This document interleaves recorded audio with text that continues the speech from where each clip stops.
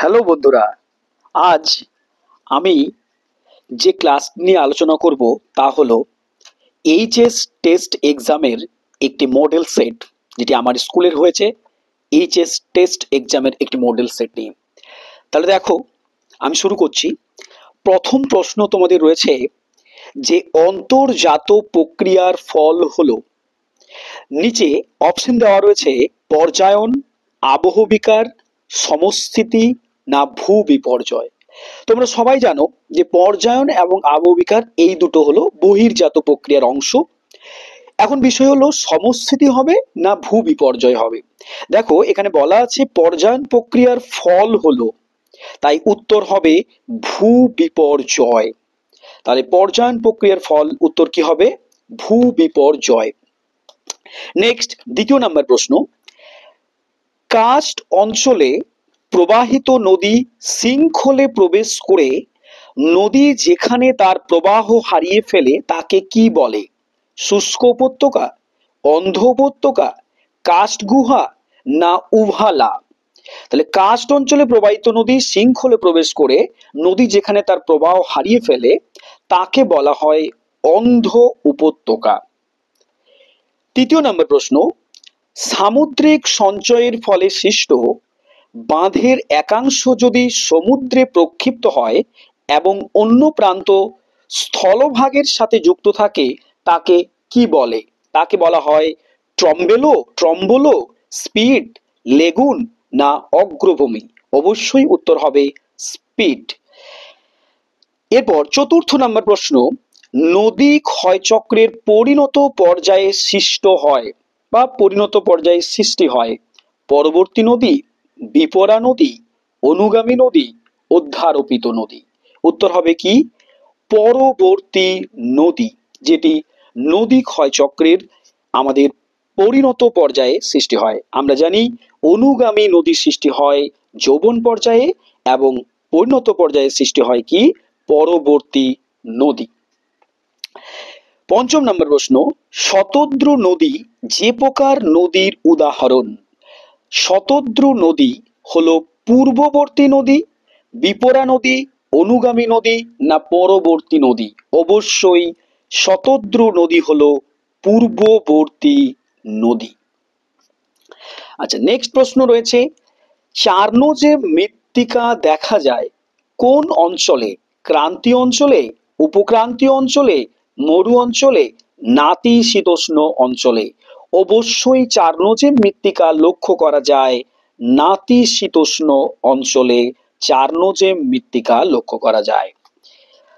7 নম্বর প্রশ্ন।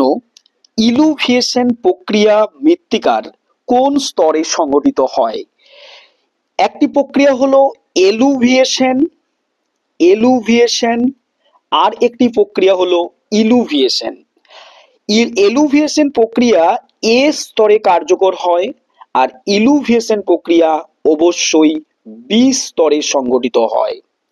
এলুভিয়েশন প্রক্রিয়া এ স্তরে কার্যকর হয় এবং ইলুভিয়েশন প্রক্রিয়া বি স্তরে সংঘটিত হয়। 8 নম্বর প্রশ্ন।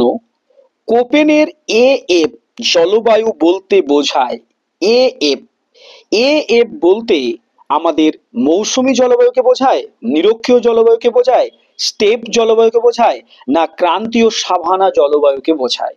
অবশ্যই এএফ বলতে নিরক্ষীয় জলবায়ু অঞ্চলকে বোঝায়। 9 নম্বর প্রশ্ন রয়েছে। শীতকালীন বৃষ্টিপাতের দেশ। শীতকালীন বৃষ্টিপাতের দেশ হলো ব্রাজিল, ভারত, ইটালি, মায়ানমার? অবশ্যই শীতকালীন বৃষ্টিপাতের দেশ ইটালি। 10 নম্বর প্রশ্ন। উদ্ভিদের জন্য প্রয়োজনীয় প্রধান প্রাথমিক পরিপোষকের উদাহরণ? লৌহ, ম্যাঙ্গানিজ, তামা, নাইট্রোজেন? আমরা জানি উদ্ভিদের প্রাথমিক 3টি গুরুত্বপূর্ণ পরিপোষক হলো NPK, নাইট্রোজেন, ফসফরাস, পটাশিয়াম। তাই এখানে উত্তর হবে নাইট্রোজেন। 11 নম্বর প্রশ্ন।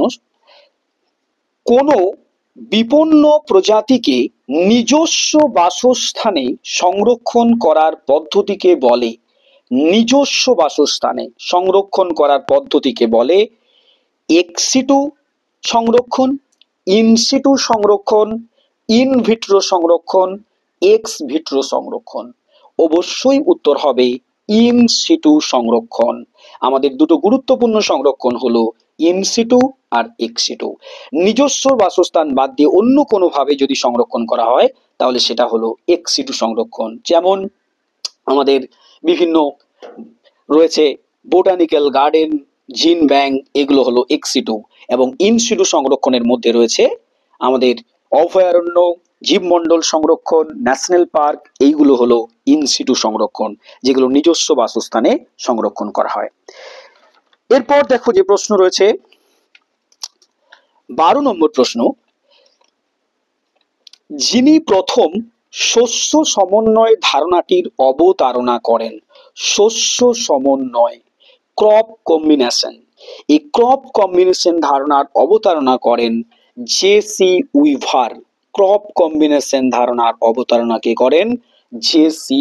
উইভার। নেক্সট প্রশ্ন 13 নম্বর প্রশ্ন, মালয়েশিয়ার স্থানান্তর কৃষি কি নামে পরিচিত? খুব ইম্পর্টেন্ট, স্থানান্তর কৃষি বিভিন্ন দেশে বিভিন্ন নামে পরিচিত, তাই মালয়েশিয়ার স্থানান্তর কৃষি কি নামে পরিচিত বা কৃষিকে বলা হয় লাদাং, মিলপা, ঝুম, রোকা। অবশ্যই মালয়েশিয়ার স্থানান্তর কৃষিকে বলা হয় লাদাং।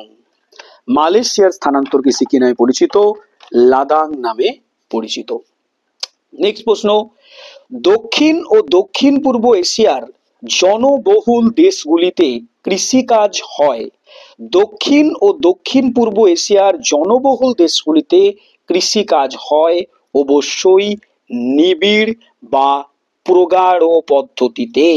অর্থাৎ যেখানে জনবহুল অর্থাৎ জনসংখ্যা বেশি, জমির পরিমাণ কম, সেখানে নিবিড় বা প্রগাঢ় কৃষি পদ্ধতিতে চাষ করা হয়। 15 নম্বর প্রশ্ন, ওয়েবার শিল্প স্থাপনের তত্ত্বটিকে বলা হয়, ওয়েবারের শিল্প স্থাপনের তত্ত্বটিকে বলা হয় সর্বনিম্ন ব্যয় তত্ত্ব, লেস্ট কস্ট থিওরি। 1912 সালে দিয়েছেন, 1911 সালে ওয়েবার, 1909 সালে দিয়েছেন ওয়েবার শিল্প স্থাপনের সর্বপ্রথম তত্ত্ব 1909 সালে। হ্যাঁ, সর্বনিম্ন ব্যয় তত্ত্ব বা যাকে বলা হয় লেস্ট কস্ট থিওরি। এবং সর্বাধিক মুনাফা তত্ত্ব যেটি রয়েছে 3 নম্বর অপশনে, যেটি দিয়েছেন আমাদের অগাস্ট লস, মনে রাখবে। আচ্ছা, ভারতের বৃহত্তম জাহাজ নির্মাণ কারখানাটি গড়ে উঠেছে, ভারতের বৃহত্তম জাহাজ নির্মাণ কারখানাটি গড়ে উঠেছে গার্ডেন রিচে, মাঝগাঁওতে, বিশাখাপত্তনমে না কোচিতে? অবশ্যই উত্তর হবে গার্ডেন রিচে, গার্ডেন রিচ। 17 নম্বর প্রশ্ন, সিদ্ধান্ত গ্রহণ যে অর্থনৈতিক স্তরের কাজ তা হলো নীতি নির্ধারণ, সিদ্ধান্ত গ্রহণ অবশ্যই কুইনারি স্তরের অর্থনৈতিক কাজ, কুইনারি স্তরের অর্থনৈতিক কাজ। তোমরা অবশ্যই মনে রাখবে যে আমাদের 5টি অর্থনৈতিক কাজ রয়েছে, সেই 5টি অর্থনৈতিক কাজের মধ্যে কোন স্তরে কোন কাজগুলো রয়েছে সেটা অবশ্যই ভালো করে মনে রাখবে। আচ্ছা, নেক্সট প্রশ্ন, সুয়েজ খাল সংযুক্ত করেছে ভূমধ্যসাগর ও আটলান্টিক মহাসাগরকে, ভূমধ্যসাগর ও এডেন উপসাগরকে, ভূমধ্যসাগর ও আরব সাগরকে, এবং সর্বশেষ ভূমধ্যসাগর ও লোহিত সাগরকে? অবশ্যই উত্তর হবে ভূমধ্যসাগর এবং লোহিত সাগরকে। সুয়েজ খাল যুক্ত করেছে ভূমধ্যসাগর এবং লোহিত সাগরকে। এবং পানামা খাল যুক্ত করেছে প্রশান্ত ও আটলান্টিক মহাসাগরকে, আটলান্টিক মহাসাগরকে। নেক্সট 19 নম্বর প্রশ্ন, জনসংখ্যা পরিবর্তনের সঙ্গে যুক্ত নয়, জনসংখ্যা পরিবর্তনের সঙ্গে যুক্ত নয় এমন কারণটি হলো, জনসংখ্যা পরিবর্তনের সঙ্গে যুক্ত নয় এমন কারণটি হলো প্রজনন, অভিবাসন, বয়সলিঙ্গ অনুপাত, মরণশীলতা। দেখো, প্রজনন অবশ্যই, অভিবাসনও অবশ্যই, মরণশীলতা অবশ্যই জনসংখ্যা পরিবর্তনের সঙ্গে যুক্ত, কিন্তু এখানে বলা আছে নয়, তাই উত্তর হবে কি বয়স লিঙ্গ অনুপাত। উত্তর হবে কি বয়স লিঙ্গ অনুপাত। 20 নম্বর প্রশ্ন, কোন শহরের মোট জনসংখ্যা 10 লক্ষের বেশি হলে তাকে বলে পৌরপুঞ্জ, মেগাসিটি, মহানগর, মহানগরপুঞ্জ। দেখো, 10 লক্ষের বেশি জনসংখ্যা যুক্ত অঞ্চলকে বলা হয় মহানগর, বা যাকে বলা হয় মেট্রো সিটি বা মহানগর। আর মেগা সিটির জনসংখ্যা 50 লক্ষের বেশি। মনে রাখবে, ভুল করো না। 21 নম্বর প্রশ্ন, অর্থনৈতিক উন্নয়নের একটি প্রধান সূচক হলো, অর্থনৈতিক উন্নয়নের একটি প্রধান সূচক হলো সাক্ষরতার হার, মোট অভ্যন্তরীণ উৎপাদন, প্রত্যাশিত আয়ুষ্কাল, ক্রয় ক্ষমতার সমতা। অবশ্যই মোট অভ্যন্তরীণ উৎপাদন। অর্থনৈতিক উন্নয়নের তিনটে গুরুত্বপূর্ণ সূচক: মোট অভ্যন্তরীণ উৎপাদক, সাক্ষরতার হার, প্রত্যাশিত আয়ুষ্কাল। তার মধ্যে প্রধান সূচক হলো মোট অভ্যন্তরীণ উৎপাদন। এই ছিল আমাদের 21টি এমসিকিউ প্রশ্ন, এবং দেখা যাক এসিকিউ প্রশ্নগুলো কি রয়েছে। প্রথম প্রশ্ন ছিল পুঞ্জিত ক্ষয় কাকে বলে। তোমরা জানো যে মাধ্যাকর্ষণ শক্তির টানে পদার্থ যখন উপর থেকে ভূমির ঢাল বেয়ে নিচের দিকে নেমে আসতে থাকে, তখন তাকে বলা হয় কি? তখন তাকে বলা হয় পুঞ্জিত ক্ষয়। নেক্সট প্রশ্ন রয়েছে অক্লুডেড কাকে বলে। অক্লুডেড হলো একটি সীমান্ত যেটি আমাদের নাতিশীতোষ্ণ ঘূর্ণবাতের লক্ষ্য করা যায়। দ্বিতীয় নম্বর প্রশ্ন ছিল সমুদ্রের উন্মুক্ত অংশের দৈর্ঘ্য কি নামে পরিচিত। সমুদ্রের উন্মুক্ত অংশের দৈর্ঘ্য ফেজ নামে পরিচিত। নেক্সট রয়েছে পুরো দেশীয় বাঁধ, অথবা প্রশ্ন ছিল দুটোর মধ্যে একটি করতে হবে। পুরো দেশীয় বাঁধ কাকে বলে, যেটি আমাদের উপকূলের সমান্তরালে গড়ে ওঠে। 3 নম্বর প্রশ্ন ছিল মরু ক্ষয়চক্রের শুষ্ক নদীখাতকে কি বলা হয়। অবশ্যই উত্তর হবে ওয়াদি। মরু ক্ষয়চক্রের শুষ্ক নদীখাতকে বলা হয় ওয়াদি। 4র্থ নম্বর প্রশ্ন ছোটনাগপুর মালভূমি অঞ্চলে কোন ধরনের জল নির্গম প্রণালী গড়ে উঠেছে। অবশ্যই বৃক্ষরূপী জল নির্গম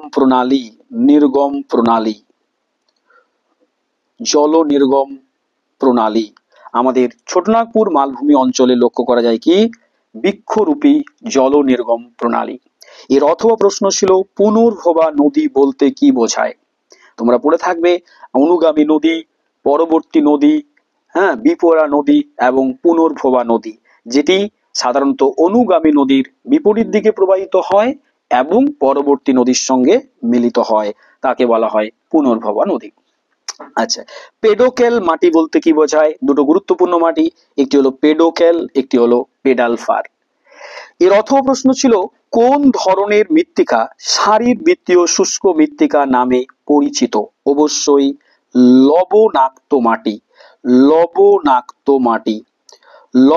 মাটিকে বলা হয় শারীরবৃত্তীয় শুষ্ক মাটি, কারণ এই মাটিতে প্রচুর লবণ থাকার জন্য গাছ এখান থেকে জল সংগ্রহ করতে পারে না, তাই এই মাটিগুলোকে বলা হয় শারীরবৃত্তীয় শুষ্ক মাটি।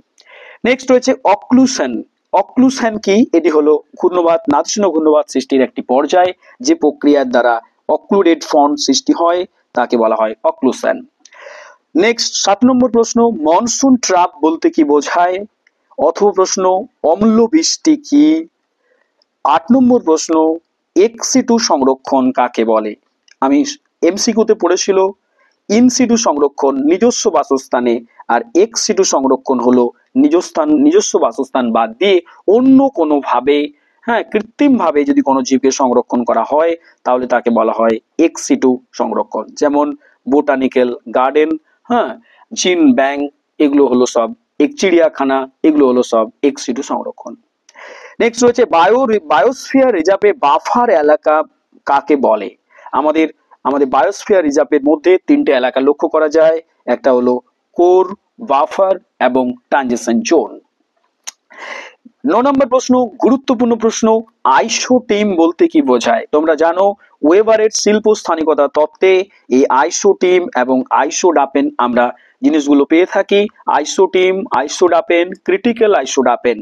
আইসোটিম হলো আমাদের কাঁচামাল এবং উৎপন্ন দ্রব্যের যে পরিবহন ব্যয় যে রেখা বরাবর সমান হয় কাঁচামাল এবং উৎপন্ন দ্রব্যের।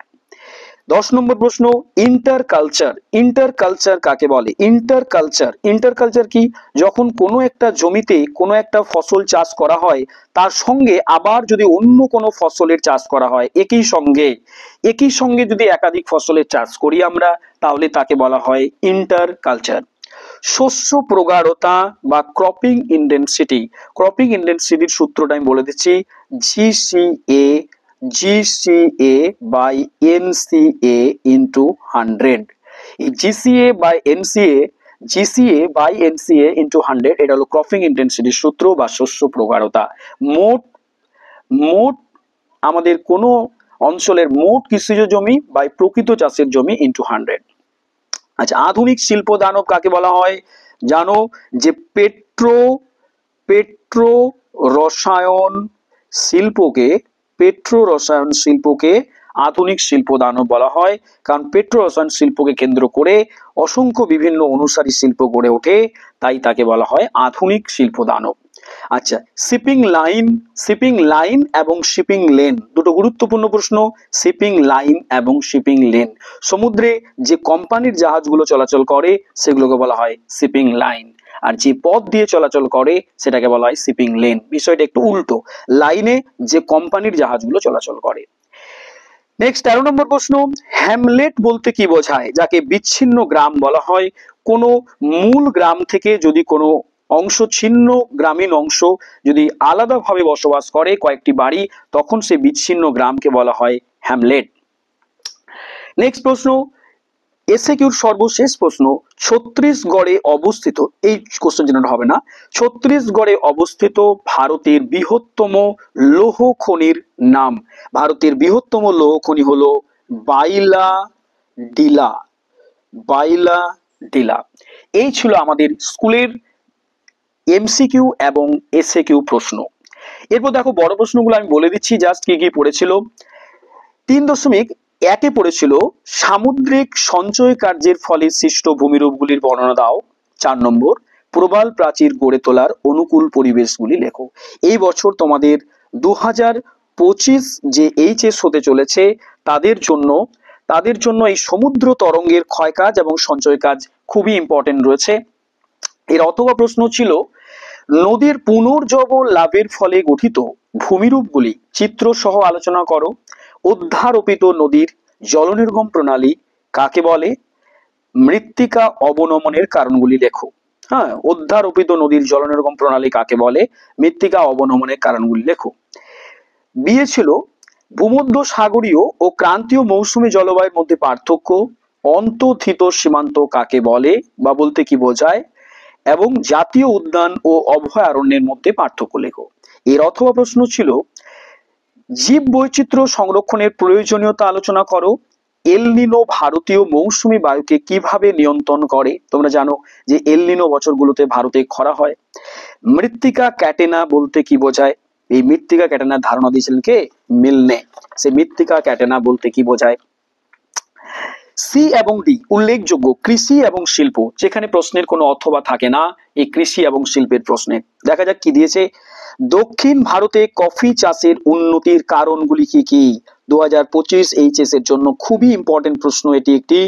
দক্ষিণ ভারতে কফি চাষের উন্নতির কারণগুলি কি কি? নেক্সট, নিবিড় জীবিকা সত্তাভিত্তিক কৃষিক্ষেত্রে মাথাপিছু উৎপাদন কম কেন?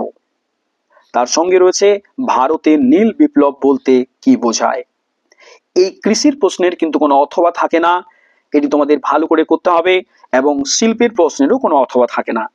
দেখো ডিএ কি প্রশ্ন দিয়েছে? দিয়েছে পশ্চিম ভারতে কার্পাস বন শিল্পের কেন্দ্রীয় ভবনের কারণ ব্যাখ্যা করো। এই কেন্দ্রীয় ভবনের কারণ বলতে এই উন্নতির কারণগুলো লিখলেই হবে, যে পশ্চিম ভারত কার্পাস বন শিল্পে উন্নতি লাভ করেছে কেন? এবং এর সঙ্গে প্রশ্ন ছিল আধুনিক যোগাযোগ ব্যবস্থার বিভিন্ন মাধ্যমগুলি লেখো। যে আধুনিক যোগাযোগ ব্যবস্থার যে মাধ্যমগুলি রয়েছে, বিভিন্ন ইন্টারনেট, মোবাইল, ইমেল, এই সমস্ত যে যোগাযোগের মাধ্যম, সেগুলো কি কি সেগুলো লিখতে বলেছে। এবং ইয়েতে রয়েছে, ইয়ের দাগে রয়েছে জনবিবর্তন মডেলের বিভিন্ন পর্যায়ে। তোমরা জানো জনবিবর্তন মডেলে 5টি পর্যায় রয়েছে এবং সেগুলো কি কি এবং তাদের সম্পর্কে একটু একটু লিখতে হবে। কলকাতার সহযোগী বন্দর হিসাবে হলদিয়া বন্দরের গুরুত্ব আলোচনা করো। পরিকল্পনা অঞ্চলের দুটি বৈশিষ্ট্য উল্লেখ করো। এর অথবা প্রশ্ন রয়েছে ভারতের আদমশুমারি অনুযায়ী পৌর বসতির সংজ্ঞা দাও। ভারতের আদমশুমারি অনুযায়ী পৌর বসতির সংজ্ঞা দাও। এর সঙ্গে রয়েছে কি ধরনের অভৌগোলিক পরিবেশে বিক্ষিপ্ত জনবসতি গড়ে ওঠে। লাস্ট প্রশ্ন রয়েছে কার্যাবলী অনুযায়ী পৌর বসতির শ্রেণীবিভাগ করো, অর্থাৎ কার্যাবলীর ভিত্তিতে পৌর বসতির শ্রেণীবিভাগ। এই ছিল আমাদের স্কুলের টেস্ট পরীক্ষার প্রশ্ন কেমন হয়েছে কমেন্টে তোমরা অবশ্যই জানাও। যদি কোনো প্রশ্নের উত্তর ভুল হয়ে থাকে তাহলে অবশ্যই কমেন্টে সঠিক উত্তর জানাও। আর যদি তোমাদের ভিডিওটি ভালো লাগে তাহলে অবশ্যই একটা লাইক এবং চ্যানেলটি সাবস্ক্রাইব করে রাখো। যদি পরবর্তীকালে আমি যখন কোনো নতুন ভিডিও তোমাদের দেব তখন তোমাদের অবশ্যই প্রথমে তোমার কাছে ভিডিওটি পৌঁছে যাবে। ধন্যবাদ সবাইকে ভিডিওটি দেখার জন্য।